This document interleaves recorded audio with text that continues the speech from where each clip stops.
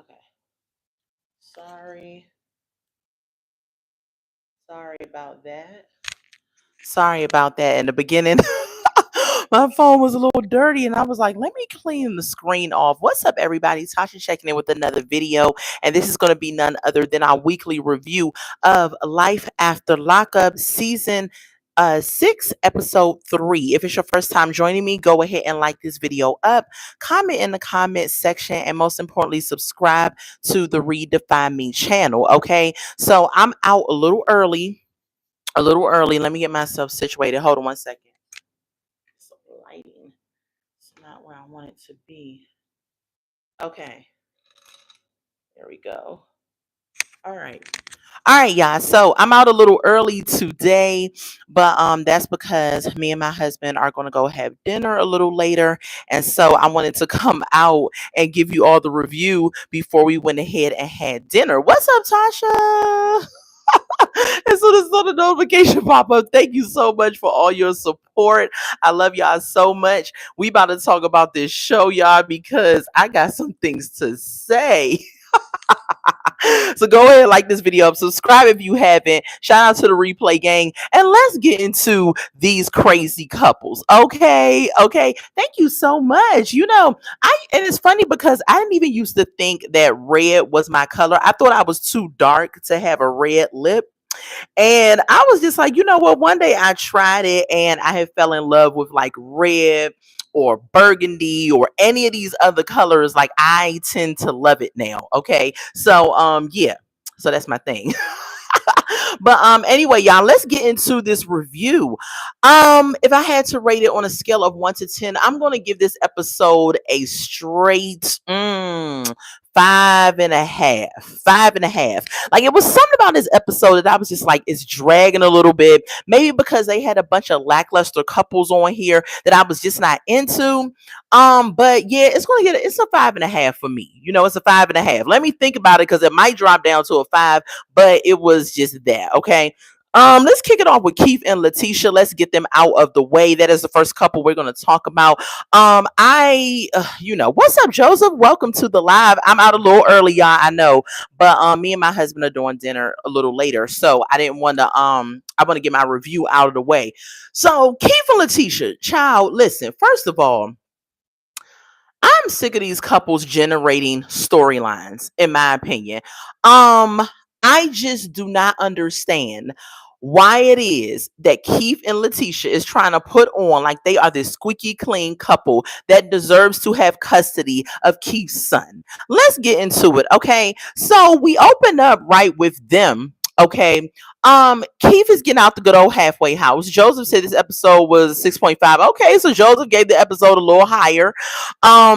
Keith getting out the halfway house. He done did his time in the halfway house and everything.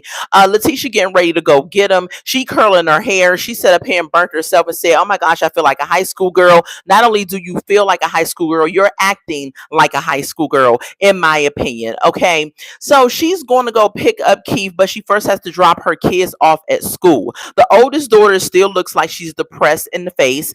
I don't understand why Letitia don't pay more attention to her own kids. She up here trying to fight for Keith's son, but your own kids are having some issues, and we're going to talk about it, okay? And so she dropped the girls off. She go to pick Keith up and everything, and she's like, yes, now I have you full time. We can see each other every day, all of that stuff, okay? Fast forward, the dad of Keith and her decide to go and meet with a lawyer. They decided to meet with this lawyer because they are saying that the baby mama of one of Keith's children is having some criminal issues of her own. And so now the son has been placed in foster care. Now, this story just sounds really weird to me because I'm thinking to myself, if Keith's family has been showing up, like when he's gotten out of jail, when they went to go get something to eat, the family was there. Why couldn't the family show up to get the son? I'm not understanding how he ended up in foster care. Okay. And so the mom is away. I guess the mom's locked up or she got some issues. And so now Keith is wanting to have his son, or so we think, because Keith should have showed up at the lawyer's office too. So the dad and Letitia go to the lawyer's office, right? And they up here asking, like, Keith wants his child and all of that. Now, they got mad because the lawyer set up here and gave them the business. And I was on the lawyer's side. Okay, what's up? Shout out to Germany. I just know that oldest daughter is ready to go somewhere far away if she goes to college. Absolutely. The daughter is counting down. Hold on, y'all, 1 second. All right, we're gonna go ahead and put Germany in timeout because we don't need to know that you from Germany that many times. Um, yeah, the daughter is counting down to her 18th birthday. Okay, she is trying to really get the heck on because her face says it all. Okay, so they get to the lawyer's office and the lawyer gives them the business. The lawyer says, "Listen, the legal system has to do what's in the best interest of the child." Now, Keith just got out of jail. We don't know if he is going to be a great father, if he's reacclimated to society. You don't even know Keith, Letitia, yourself on the outside world. You're sitting up here trying to look at Keith as, well, that's his father. He should have his son. Yeah, he should have his son, but he is also a criminal or ex-criminal that just got out of prison. So why do you think that the court is going to award him custody? He hasn't proven anything to anybody yet. He just got out of jail. Then Letitia, you have legal issues of your own. She lets the lawyer know that she has some financial legal issues, and is that going to play a part in them not being able to get Keith's son? The lawyer is looking at her like, so both of y'all criminals?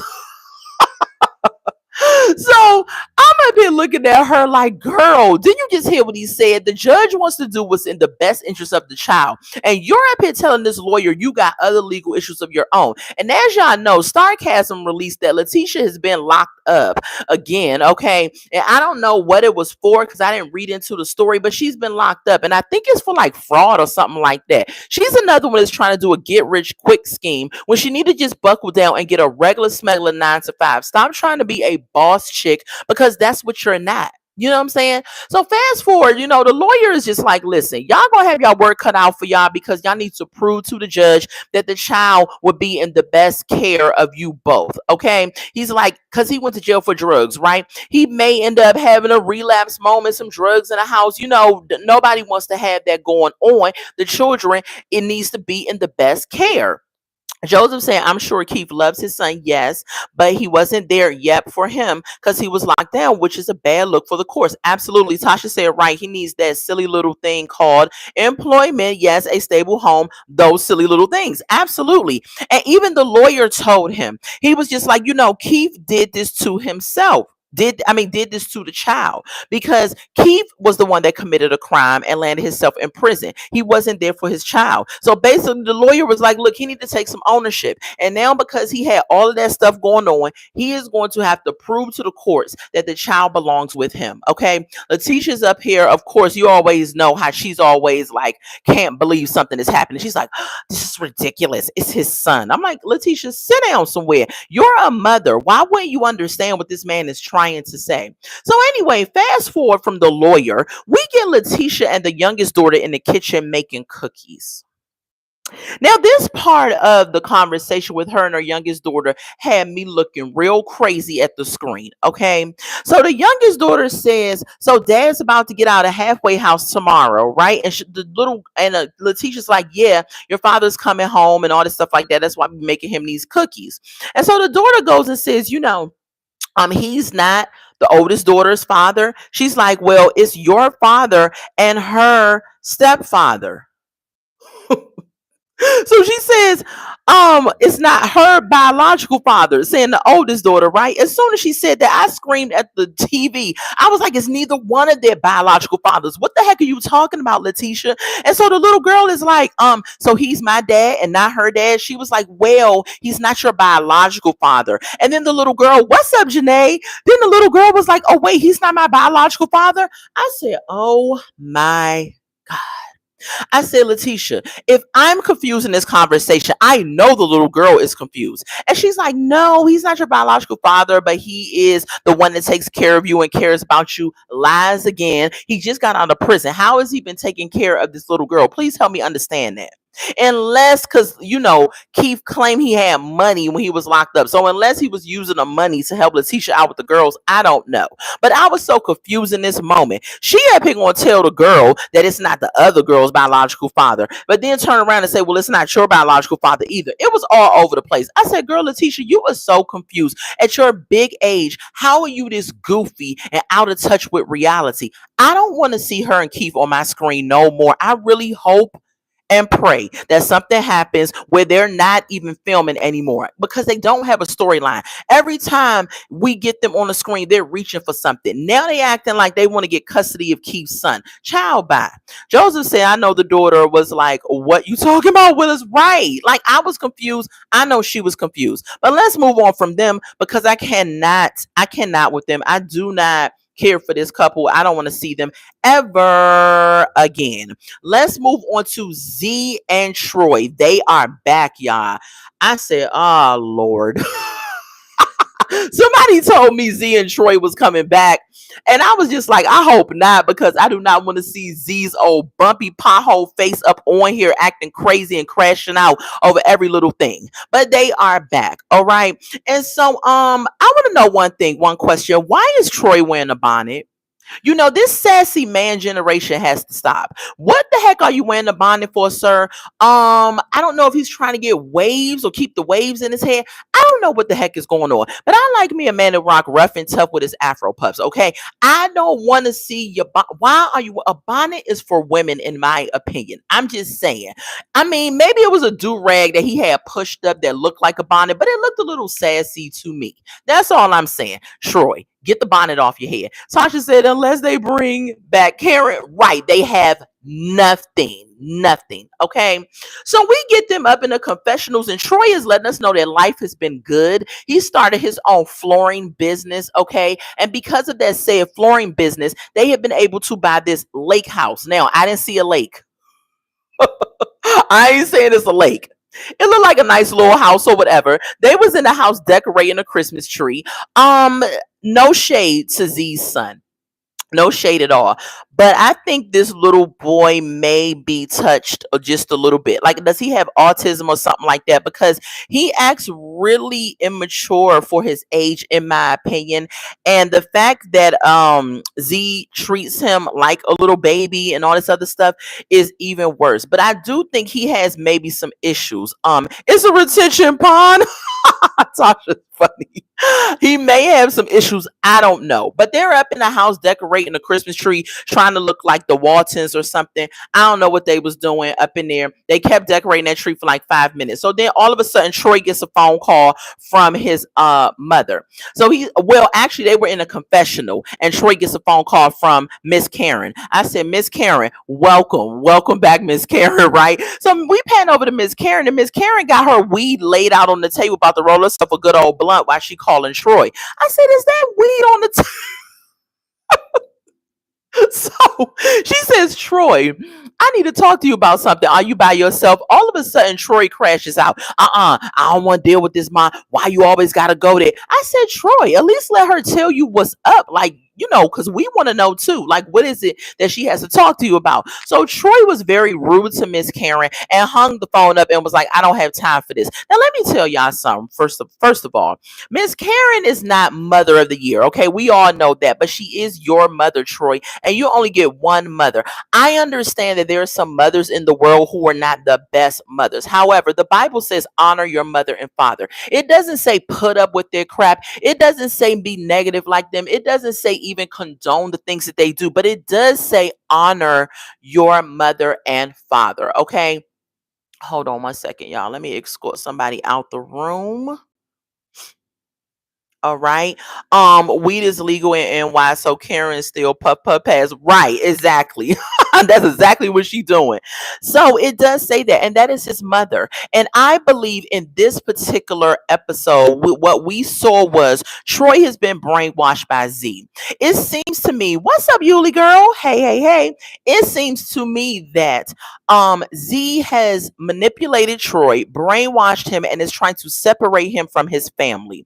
Now, we also see a scene where Troy goes and he reproposes to Z. Okay, so he reproposes, and I guess they're gonna plan some wedding or whatever the heck they're gonna do. Okay, then we pan over to Troy getting another phone call from his sister. Now I thought the sister was going to say, "Hey Troy, stop treating mom like a step cousin," right? But the sister goes and tells Troy that, "Listen, we need you here in Buffalo. Your youngest brother is wilding out. You know, it really would be nice if he had your presence here. You were gone, locked up and stuff. So he really needs you here." And I'm thinking to myself, why are y'all leaning on Troy, that is still trying to be reacclimated to society himself, as a father figure for his younger brother? Troy still got some things he needs to work out, okay? But they made it seem like, because they don't have a storyline for real, so they got to insert something, that Troy needed to come to Buffalo. Yuli says, "Hey, y'all. Hey, Tasha, and hey, Janae. I would never propose to a woman that left my kid at the train station." Absolutely, Yuli. But I guess he feel like he can't do no better. I don't know. Both of them are toxic, and so I guess he said, "Let's just do it again." So then he gets off the phone with the sister, and he's like, "Listen, I'm gonna see what I could do," and all of that. He gives us the backstory that his mom dropped his brother and him off at different aunts' houses and all that other stuff, and so he was locked up, and he really didn't have time to pour into his youngest brothers. Now, okay, fast forward the next day, Troy is packing up his good old bags, and Z is like cooking breakfast and stuff. And she's like, "Where are you going with all these bags?" And he's like, "I need to go to Buffalo because I need to see my brother, and I need to pour into him." And she's just like, "Well, why you shut me out? Why can't I go to Buffalo?"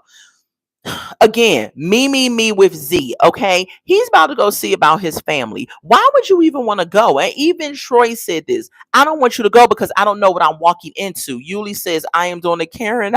Right.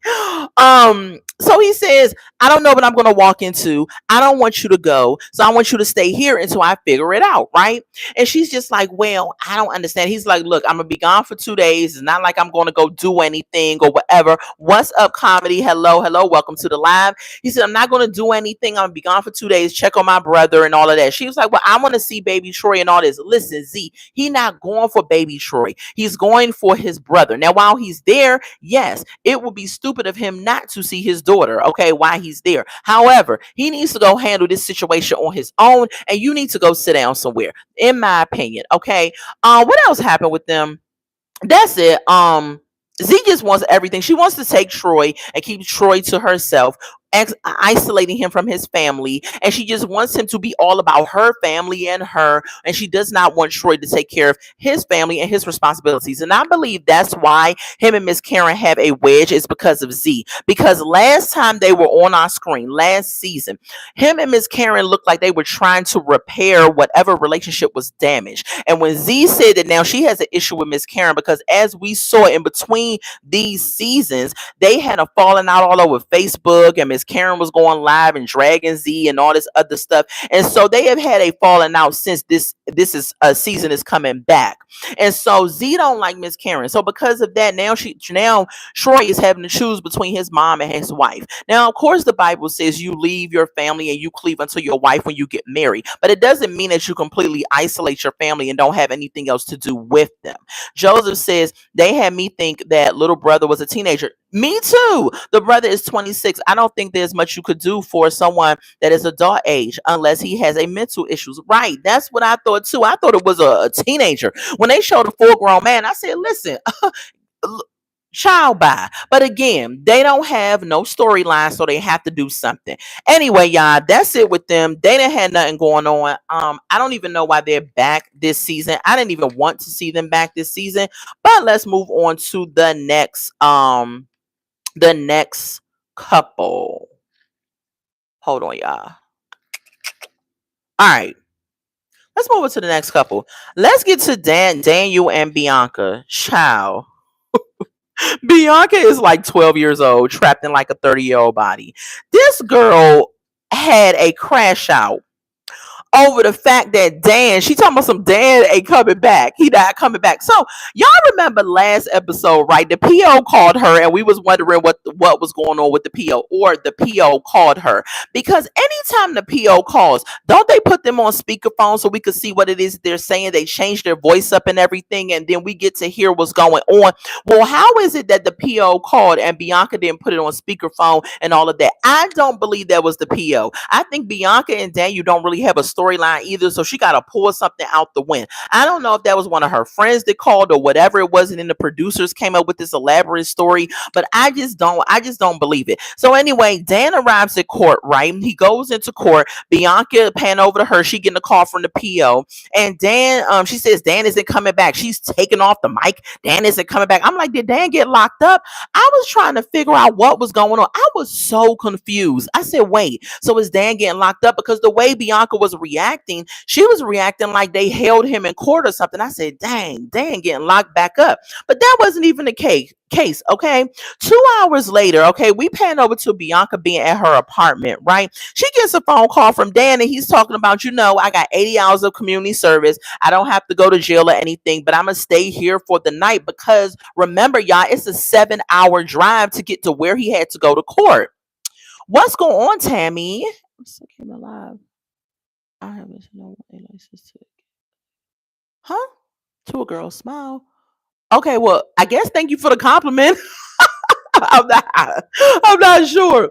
But anyway, so Dan says he's going to stay in Bull, whatever part of Arizona that is. And so he decides to stay there for the night. Okay. Now, Bianca has an issue with that, of course, because she has to be all up under Dan. Okay. Um, Thank you for the compliment. And so she lets us know that the PO said that she doesn't think it's a good idea for them to live together. So she's probably going to pull him from her apartment. I, unless he violated his parole or did something, I don't see why the PO would say that. That's why I think that whole PO story was a bunch of crap. Because what PO calls and says, I'm going to pull him from his living arrangement because I don't think living with you is in the best interest unless the PO found something out. But if the PO isn't finding nothing out and Dan is squeaky clean, he's working and doing what he's supposed to do, why would the PO say that? I feel like Bianca made this story up. Joseph says, I hate when the cast be all angry with production, right? Like it's their fault things aren't going the way. Exactly. It's like production is like, you know what you signed up for. Don't be trying to tell us to stop filming. Because she was like, can y'all stop filming? They was like, girl, no. They was like, you signed the contract and we still gonna keep filming, okay? So, okay, hold on, y'all. What's going on? I think your name is Elaine. Hold on, y'all. 1 second. All right, y'all. So, so she I don't think the PO thing is a reality, okay? She says that he's not coming back. He's staying at this hotel. She doesn't know what he's doing. She was like, he could be having drugs or snorting or doing all this. And I'm like, girl, why you jump to the extreme? Why do you think Dan is doing something in the hotel? I mean, it is a 7-hour drive. Maybe he wants to just relax, have a break from you and chill. Okay. Yes, I know, right, Joseph? They are really showing up. And so after that, the next day comes and Dan gets in the car and Bianca calls him. She's been blowing up his phone. He doesn't answer the phone because he's like, you know what? I don't want to hear from her. I don't want to talk to her right now. I just want to relax and chill before I have to actually see her. So then he gets a phone call from his friends and he's like, hey, where you at? He was like, I'm almost back home. What's going on? They was like, hey, come meet us at the bar. Now, this is where Dan had me messed up and I had a problem with Dan.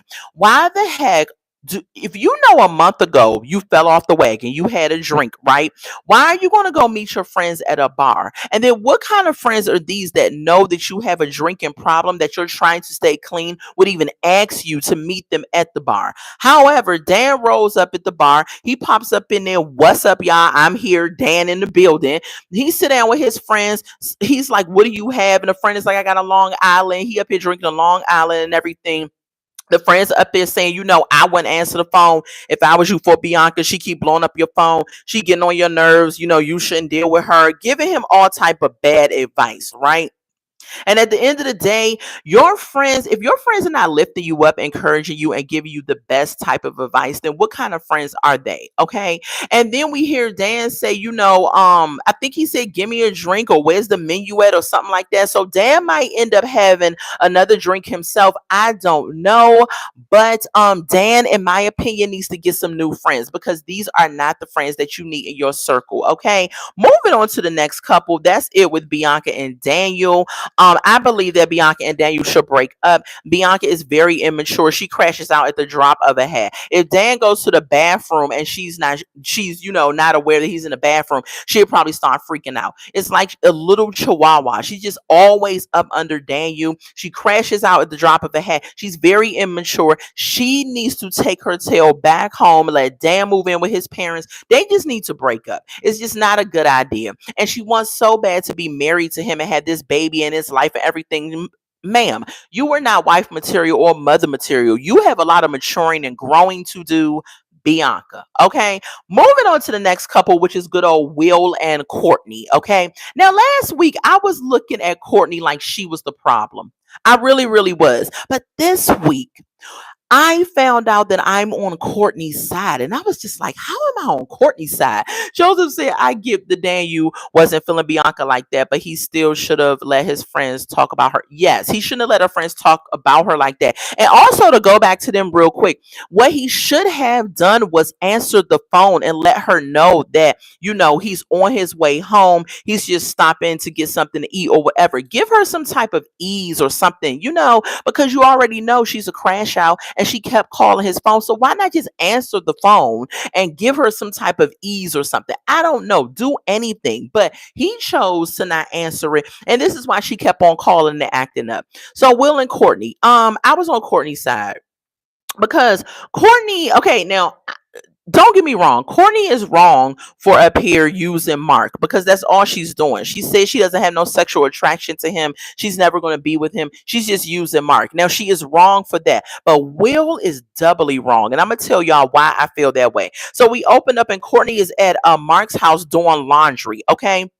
And so as soon as she goes outside after she's doing the laundry, she goes outside and she calls Will. As soon as Will answers the phone, he's like, where have you been? I haven't heard from you in days. What is wrong with you? Blah, blah, blah. He's like, blah, blah, blah, blah, blah. As soon as he answers the phone. Now, my thing is this, Will, you need to pump your brakes and calm down, because you haven't heard from her in days, but it's not like you've been calling her and making an attempt to see what's up with her. She's your wife, sir. You're the one that married her straight out of prison. You're the one that said you would be there for her, better and for worse. You took vows, and now all of a sudden, when the worst happens, right, you want to leave her in the arms of another man.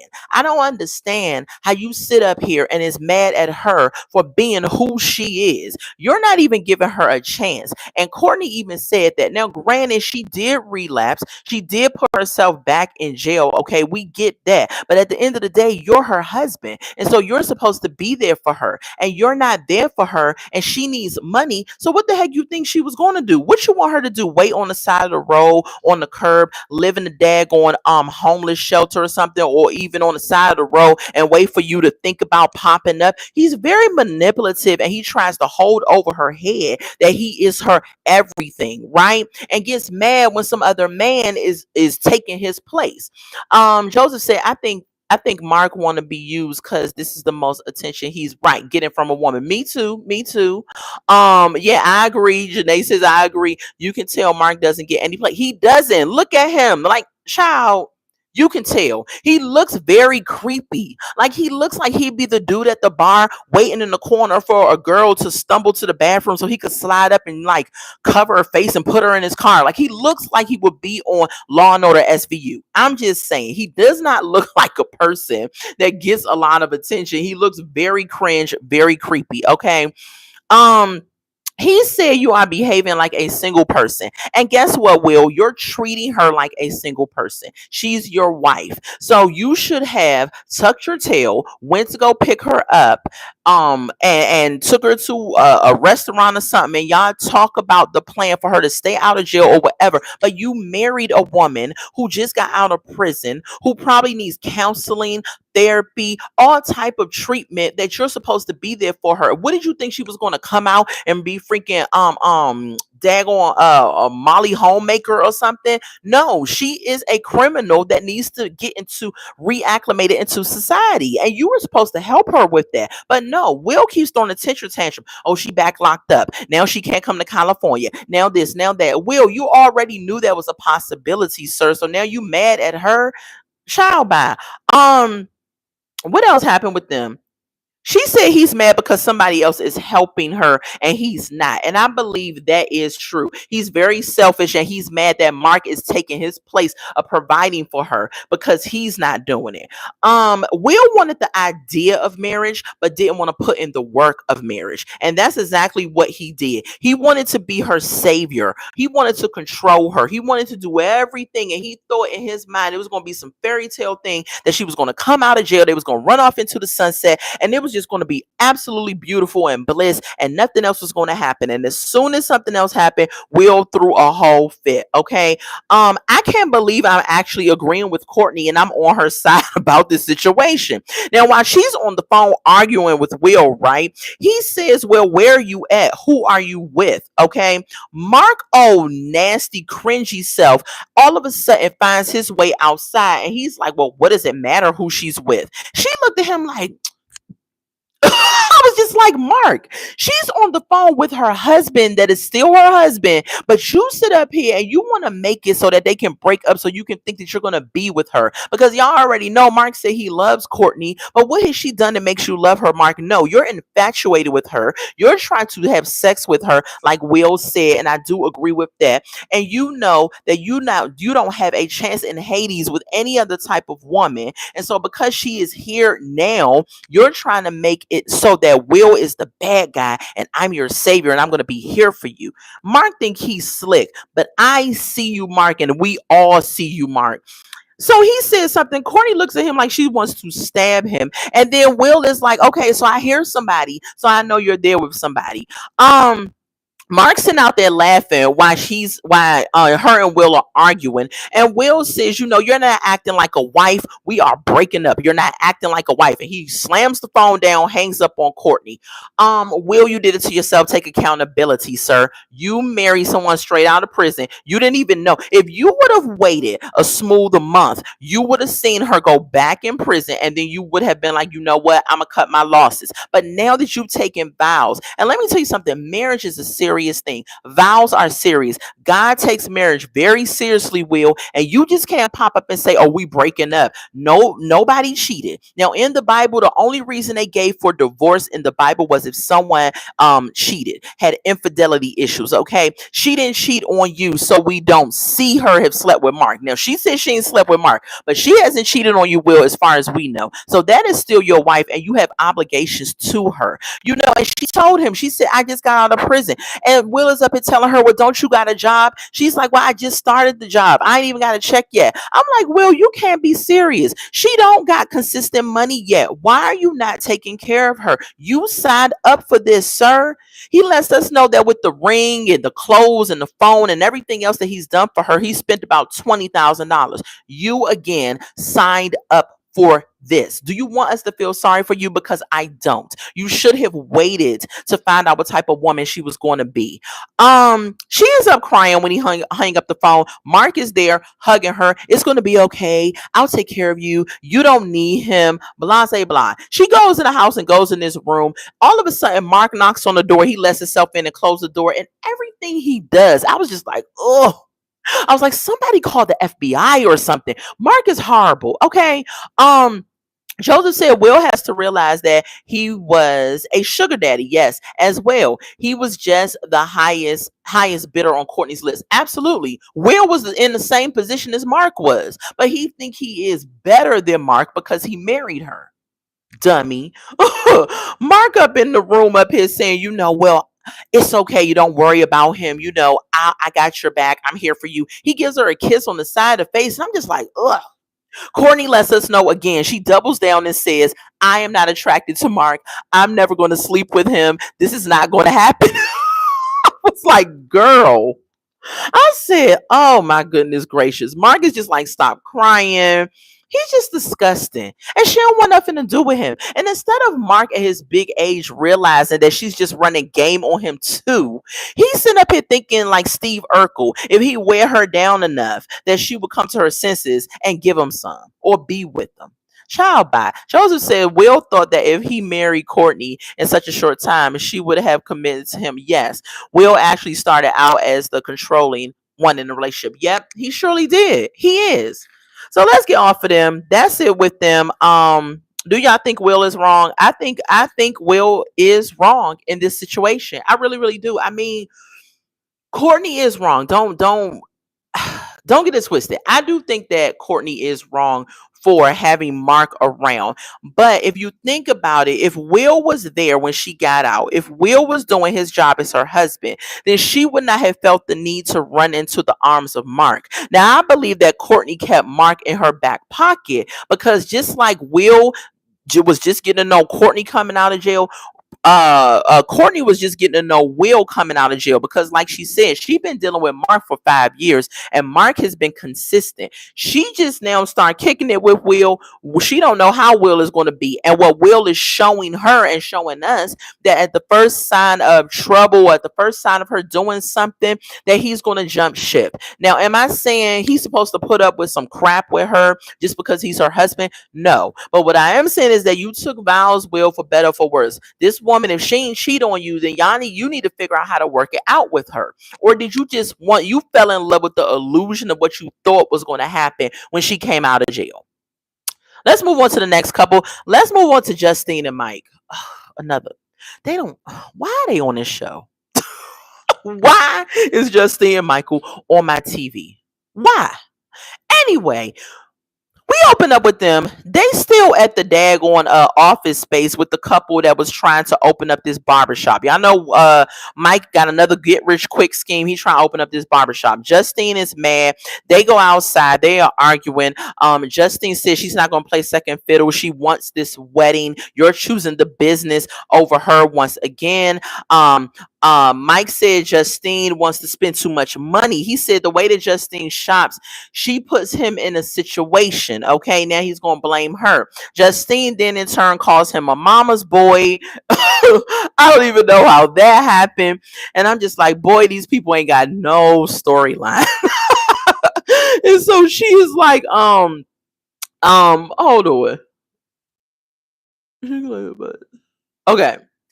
She said she ain't signed up for this life, but you kind of did sign up for this life, Justine. You married someone out of jail too. Okay. You didn't know Michael, how he was going to be in the free world. You married him while he was even locked up, which is crazy to me. You was friends with his mom, so you had to know that they had a close relationship. Okay.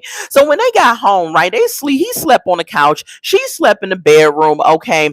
His mom is then talking to him the next morning because y'all know the mom lives with them. Okay. And so the mom was just like, both of y'all need counseling. Y'all have a toxic relationship. And the mom said, and by the way, he is a mama's boy. I love my son, blah, blah, blah. Okay. That's all really that happened with them. They didn't have nothing else really going on. They don't have anything. Their babies are absolutely beautiful babies. They make some good, beautiful babies. I won't take that away from them. But at the same time, they don't have nothing going on. That was it with them, really. Mike, in my opinion, he did try to manipulate Justine. He set up here and try to bamboozle her and have 3 against 1 type situation. Because even when they played back the footage from last week, when the people asked them, hey, are y'all willing to put this, marriage on the back burner and open up the business? Mike said, sure. And Justine was like, what? He didn't even think to consult her before he went ahead and answered. And that's the problem with him. Like, yes, you're the head of the household. You are the husband. Okay. It's God, the husband, and the wife and the children. Right? That's the tier system. You are, the head honcho at the house. But at the same time, marriage is a partnership. You do need to include your wife on these big moves that you're trying to make. You're trying to open up a whole business. And you think she's just supposed to be like, oh, okay, go ahead and do your thing. Now, if all of the businesses that he's opened up before was successful, I don't think that Justine would have had a problem with this new venture. But as we see, Justine has a problem because all of his other businesses has been flops. Joseph said, I think Michael says something insulting about Justine's relationship with her mother. Yes, which made Justine call him a mama's boy. Yeah, that's what happened. He did say something, and because the next morning she tells him, you don't know anything about my family, about the dynamic, the relationship, and things of that nature, right? But Justine, he does know a little bit because y'all been around each other. You have talked to him. I'm pretty sure he knows something of the sort. And then she goes into letting us know about the mom and how their relationship is strained. But again, Justine, don't act like you ain't put your mom through the ringer. You have put your mom through the ringer, and that's why y'all have a strained relationship. So, it's not, the mom is probably tired of you. She's tired of you putting up with all your crap, okay? That mom probably loves Justine, but she's sick of Justine's mess because I think, in my opinion, that she has had to clean up the pieces, watch the kids, help her out with the kids a lot before Michael came along with Justine. That's just in my opinion, right? And that's why the mom, it's not like she doesn't love her, but she just is sick of her stupid decisions that she's making. And that's in my opinion. But anyway, Justine gonna do what she wanna do. I will say this. The robe Justine had on, that black robe, it was given. I thought it looked very cute on her. Look, if I'm gonna walk around the house, baby, that's the way I'm gonna walk around the house. That robe was nice on her. That's all I'm gonna say. But anyway, they ain't have nothing going on. Let's move on to the last couple, and I think that is going to be Brooke and JK. Oh gosh. Hold on. Did I get all the couples? I got Dan and Bianca, Mike and Justine, Will and Courtney. Let me make sure I got everybody. Keith and Letitia, Z and Troy. Yes. Okay. Last but not least, Brooke and JK. Y'all hold on to y'all seats because this about to be a read, because Brooke got me all the way messed up. Brooke is the definition of a stupid, spoiled, selfish, hard-headed brat. That is what she is in a nutshell, okay? Because there is no way on God's green earth that you could tell me that this girl is this out of touch with reality. Now I'm starting to look sideways at her mom. Like, mom, did you raise your daughter with any type of morals? Did you talk to your daughter at all about how it is that she should conduct herself in life? Like, she is making some really boneheaded, dumb decisions. Okay. But let's get into it. So, Brooke is in the bathroom. We open up with her in the bathroom. She's up in there taking 1, 2, 3, 4, up to 6 pregnancy tests, y'all. And I'm like, why you got to take all them pregnancy tests, Brooke? What the heck are you doing? So y'all remember last episode, her and JK had the good old sex in the mama's living room on the air mattress. They had used some pre-seed and everything, and so they are really trying to conceive this child, okay? And so she goes this week and is in the bathroom. She says that they have argued and she hasn't spoke to JK in a whole week after that whole argument about him finding out that she didn't have a job. Now all of a sudden she got these pregnancy tests laid out like she playing Uno or something with all these cards. And she says 4 of the tests are positive, 2 of the tests are negative. All right. I was just like, oh my goodness gracious, this lady is really up here trying to make us think that she is pregnant. And she very well might be. I don't know. Okay. So she comes out the bathroom, right? And the mom is in the kitchen up here making breakfast and everything. And the mom is like, where you been at? And she's like, in the bathroom. She calls her sons to have breakfast that the mom is cooking, right? So of course y'all know she living in the mama's house. Okay. And I had so many questions about this episode as well. So she up here making breakfast. The kids come to eat the breakfast, right? And the one of the kids, as soon as they came out, the oldest one is like, have you heard from JK? Now pause. Why are these kids not staying in kids places? Why are they asking about JK? Okay, what's up, Kelly? Welcome to the live. Why are they asking about JK? Why are they not staying in a child's place? You do not be asking about no grown man, okay? But because Brooke is not a great mother, so of course she's just gonna let these kids say whatever they want to say. She's talking about, no, she hasn't heard from JK. Okay, I don't know. She says she don't know where he is. The youngest boy goes and says, oh, I know where he is. And she's like, you do? Where is he? He's probably at his ex's house. I said, you have got to be kidding me. Did this little boy just say he's at his ex's house? And then Brooke is like, probably. They are not your friends, Brooke. Okay, you need to nip that in the bud. Why are they in grown folks' business? You know, when I was growing up, and my aunts and my mom went over my grandparents' house, and they got around the table and they was about to start talking. All of the kids went outside. They was like, "Go outside and play." That was the famous line. Every time they was about to get into a conversation, go outside and play. You didn't hang around grown folks up in their conversation and inserting comments in the conversation. That was a no-no. So, but again, we're talking about a different generation. We're talking about my mom's generation raising us into this generation with Brooke raising her kids, and we already know that's flawed. Joseph said, especially a grown man that's not their father. Absolutely. Janae said, I was like, oh no, he didn't. Exactly. And I was just like, what? So the grandma thought he said that JK was in Texas. And she was like, no, he said he probably had his exes. Okay. Janae said, I had to leave the room when my parents' friends came over. Yes. Go outside, play. Don't come back. Right. That was the whole thing. So after that, the kids took like 2 bites of food, and the mom was like, "Y'all want to go play video games?" They was like, "Yeah." They left the room, play video games. Then Brooke goes and talks to her mom. She lets her mom know that she took pregnancy tests, like a bunch of them. And the mom was just like, oh, Jesus. The mom said, Jesus Christ. I said, Mom, I'm right there with you. Okay. I agree. Call on Jesus, because that is the only one that can help Brooke, because she don't listen to you. She don't listen to nobody. She is very just selfish, clueless, and just an idiot. I just don't understand what's wrong with her. So she goes and tell the mom that JK made promises to the boys. And the mom is like, yeah, JK did make promises to the boys and he's not keeping those promises. I said, what promises? This dude just got out of jail. What promises did he make to them? None whatsoever. The mom then goes and says that JK is bringing out the worst in Brooke. I said, Mom, pump your brakes. He ain't bringing out the worst in Brooke. Brooke was already worse. Okay. She got 2 kids by 2 different men. She sits up here and she up here leaving her kids to go on these rendezvous at JK's mama house on an air mattress. And she might be pregnant. And she got fired from her job running after raggedy mouth, yuck mouth JK, thinking he doing something with the ex. Child, bye. She's already worse. Okay. JK didn't have to bring out the worst. If it wasn't JK, it would have been somebody else. Joseph said, you could tell Brooke talks too much around her kids. She absolutely does. And that's why they felt comfortable saying what they said. So then the mom says, Jesus, you're pregnant. She says, well, 4 of the tests was positive and 2 was negative. The mom says, oh my God, I hope you are not pregnant. I said, Mom, you and me both. So the mom says, you don't even have a job, right?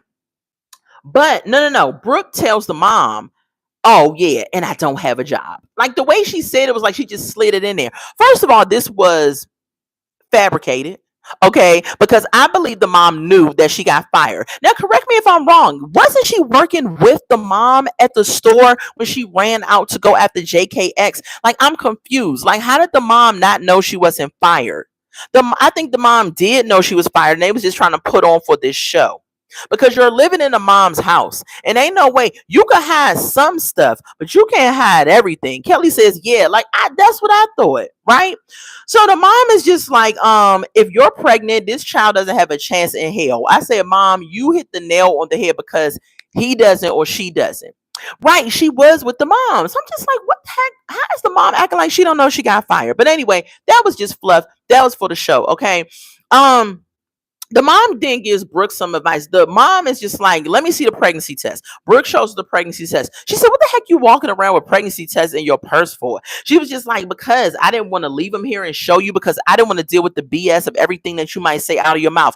Brooke, close your mouth. You are living in your mama's house and you don't want to hear what she got to say? No, ma'am. You're sitting up here in my house eating my food. You run off and be with JK and I got to watch the 2 boys. Okay, yes, I'm going to say what I want to say. Okay, you don't have no way, shape, or form to tell me not to say something. You in my house. I'm paying the bills up in here. You ain't got no job. You eating my food. Okay, your kids are staying with me. Of course, I'm going to say something. So you can call it BS if you want, but I'm going to say what I'm going to say. That's basically how Brooke's mom attitude was. So she tells her, you're supposed to be on my side. The mom was like, I am on your side, but at the same time, a parent need to tell you if you acting crazy and what the real is. And I said, read her Miss Brooke mom and tell her, because just because because a parent love you don't mean they're not supposed to give you the real. Okay. Brooke says she about to go. No, the mom says, okay. She says, do not say nothing to JK about you possibly being pregnant until you get a positive result from a doctor. Brooke goes and says, no, no, I'm about to go talk to him now. I said, see what I'm saying? Brooke is the definition of a hard head makes a soft behind. Why are you running over here? See, because Brooke really wants to be pregnant, because Brooke is like some women out here in society that thinks that a baby is going to keep a man. She really wants to be pregnant because she thinks that this is going to then have JK say, oh, let's be a family. I'm sorry. Let me come back and get back with you. That don't mean a daggone thing. Ask all the women in the world who tried to pull that whole baby trick and they still got left holding the baby. Okay. While the man went on and lived well and got on child support and whatever else happened. Okay. Brooke, stop trying to run these games because it's not going to work. So Brooke goes and she says, I'll be back. She hugs her boys, says she loves them or whatever. She about to go talk to JK, leaving the boys on the mom again. You know, the mom needs to grow some lady balls, okay? The mom needs to tell her, you know what? You can't come back to my house. I love my grandchildren, and I'm not going to put my grandkids out on the street so they can stay with me. But you can't come back here because you up here running the mug doing what you want to do. If she is pregnant, if I was that mom, I put her tail out because now she about to bring another mouth up into the house for you to watch and feed, because you already know if she is pregnant, she dropped that baby, she going to be leaving it on the mom to watch while she go kick it some more with JK. Absolutely not. It wouldn't be me. Joseph says it would make sense if Brooke got mistakenly pregnant in her 20s, right? But she's well into her 30s and she still ain't learned nothing. Nothing. Them boys are going to resent Brooke when they get older. Absolutely. Because they see her running around chasing this yuck mouth dude. Like, I just don't get it.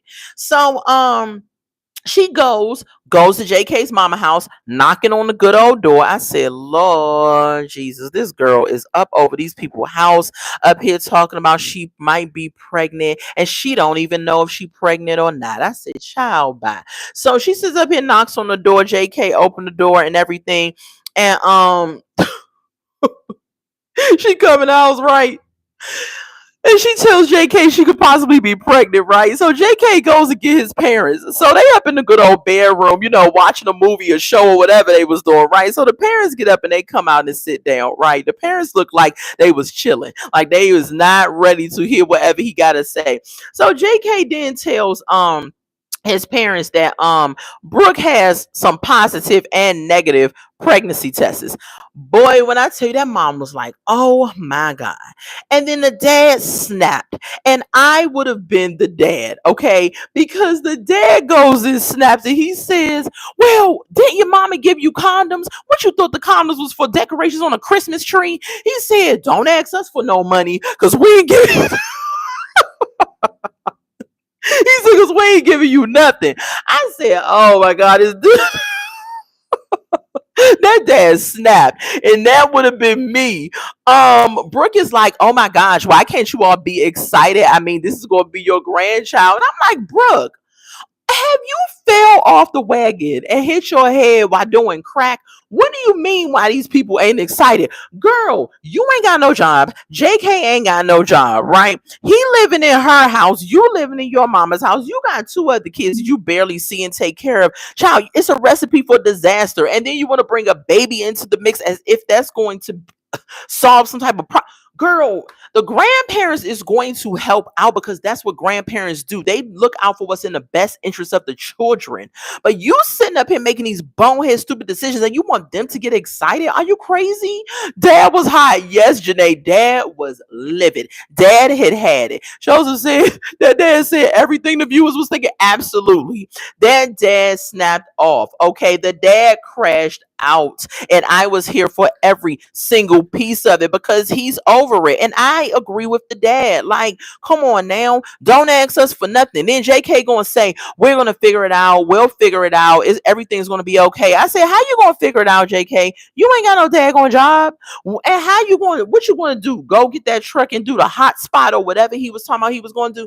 Child, that dad was over it. They were over it. Janae said, about how is she supposed to be pregnant? And then she hits the vape pen. Say it again, Janae, for the people in the back. She up here puffing up on the vape pen, but she possibly could be pregnant. Right in the parents' face, though. Like, why didn't the parents check her on that and be like, hold up, if you got pregnancy results, why you hitting? That just goes to show you that Brooke is the type of person that will still drink, smoke, and do everything else while she's pregnant. Now, this is a sidebar in the story time. When I was pregnant with my daughter, I was going to Art Institute of Washington. I was going for interior design, right? And this lady, when I was going there, got pregnant right along with me, right? She was a little older than me. Well, she was a lot older than me, actually, but she was going to college too. We were pregnant at the same time. And this lady smoked cigarettes, right? She kept smoking like her whole term. Her belly was showing and everything, and she was smoking. And I would always look at her like, you are going to be the worst mother. Now, her child, I hope, is at this point 21, because my daughter's 21. So we had our babies around the same time, was pregnant at the same time. And I hope that this child didn't suffer any major issues or anything because of the mother's selfish decisions. You know, the moment you find out you're pregnant, you should go from it being about you to it being about the child. How in the world are you going to sit up here as a mother and carrying life and drink and smoke and do all types of crazy, reckless stuff, bringing harm to the baby? You know how many women out here who are trying to get pregnant and have babies, and God has blessed you with the privilege to carry a baby, and you turn around and just thump it in God's face and turn around and smoke your whole pregnancy? It was horrible, you know. And I was young. If I was at the age I was at now, I would have nicely, calmly tried to tell her, you know, you ought to be locked up for what you're doing, because you are causing your child to be born with some type of mental or health issues because you can't stop smoking for 9 months. That cigarette has that much control over you. You're so addicted that you cannot stop for a short period of time. You're disgusting. Okay. Yeah, Janae, I was just through with that lady. I said, this lady is a piece of work. She was horrible. And everyone that saw her, and it's crazy because I feel like it takes a village to raise a child and an unborn child. Like, why isn't no one else said anything to her? Why didn't anybody call the police or report her or something? But probably just like me, like I was young and I didn't want to get into this lady's business and all of that. I didn't feel that I could say anything. But there were older people too that probably saw this lady that didn't say anything and could have. And even if you didn't want to say anything, at least call the police and be like, this lady is smoking while she's pregnant. But then again, I don't even think that's a crime. Like, you could call the police and I don't think they can do anything about it. These two do not need a baby. Absolutely. In this toxic environment of theirs, they don't. Like Brooke mother said, if they have a baby, that baby don't have a shot in hell. Like, that baby's gonna be messed up. And it's so it's horrible. It's horrible. And I really hope that she is not pregnant. I don't believe she is. I don't know. Y'all let me know what y'all think. That's all the couples that I have for this episode. This was Life After Lockup episode. I'm sorry, season 6, episode 3. I don't remember the title of it, but I'm gonna try to look it up and put it on the video. But if I don't, I'll just leave it that way. But I gave this, like I said, a 5.5. Y'all let me know on a scale of 1 to 10 what y'all give it. It was a hot mess. I listen. Brooke better not be pregnant. Child, if she pregnant, I am going to. Whew. And it's crazy because this was, Janae, you said it was a 6. This was shot a year ago. So I don't think she is pregnant, because if she was pregnant, we would have heard about it. Like, somebody on YouTube always finds the spoiler alerts. So we would have heard about it at this point. And I don't think she is pregnant. And if she ain't, praise Jesus, because she doesn't need a baby. Neither one of them. They're not ready. And then JK had the nerve, after he found out, to be walking around like he was devastated because she was pregnant. I was like, JK, you the one that set up here talking about you wanted a child. You the one that was up here on the air mattress and in that lady's room having sex and stuff like that. So what you think was going to happen, sir? You the one that didn't use the condoms that your mother gave you and all that other stuff. So stop acting like now you devastated. So now when it actually is a possibility, now you sitting up here, oh my God, huffing and puffing, what I'm gonna do and all this stuff. You should have thought about that before you was up here blowing her back out. That's what you should have did, okay? But anyway, y'all, let me know what y'all think. Shout out to the replay gang. Go ahead and like this video up. Most importantly, subscribe to the channel, and we will be here next week reviewing this show. I will be out tomorrow with Motivational Monday. Mondays, I am going to start doing reaction videos. I know y'all have heard that for the umpteenth time, but it is coming. I'm working on it, and I'm going to definitely start doing reaction videos. I'm going to get back to doing hot topics as well, because there's a lot of things, the things that need to be talked about out here that's going on. And preferably that day is probably going to be on Wednesdays when I do my hot topics, and the reaction videos is probably going to be on the good old Thursday or Fridays. Okay. All right, y'all. I love y'all so much. Make sure y'all share this video with y'all friends, with y'all family. I'm almost to 1K subscribers, and I'm keeping the faith. I'm keeping the faith, because a part of me is just like, dang, get the 1K already. But another part of me is like, you know what? I appreciate the climb, because when I do hit 1K, I'm going to look back and be like, dang, I never thought this day would happen, right? But it's coming. It's coming. And so you just got to keep the faith, keep pressing forward, keep putting out the content, and the people want to come. Your tribe is going to find you, okay? So I love y'all so very much. Thank y'all for watching. I'm going to get up off of here until we meet again. Bye. Yes, Janae, I'm almost there. I love y'all so much. Bye.